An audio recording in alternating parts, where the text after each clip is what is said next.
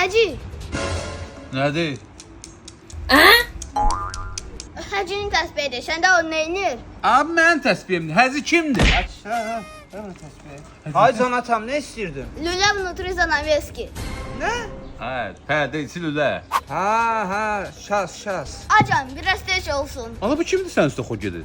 Oğlum da bilmirəm bir gün niyə xod gedir. Balaca, sən belə, sən get musiqiyə bax. Yemək hazır olanda mən səni çağıracağam. Həzi, pərdə içi lülə üçün başqa nə lazımdır? Ha etlə şələküləni gətir pişirin. Ha bıçaqla dəmir qabı gətir bura. Ha gətir də. Hə, yaxşı. Bu ətraflar.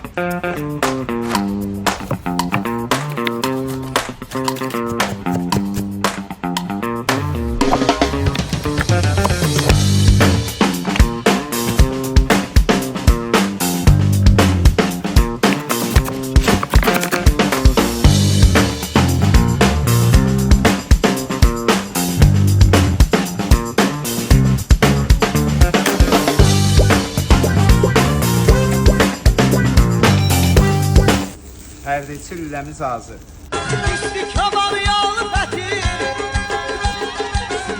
Pərdəçi hazır dəli. Sağ ol, Həzi. Sağ ol Hacı.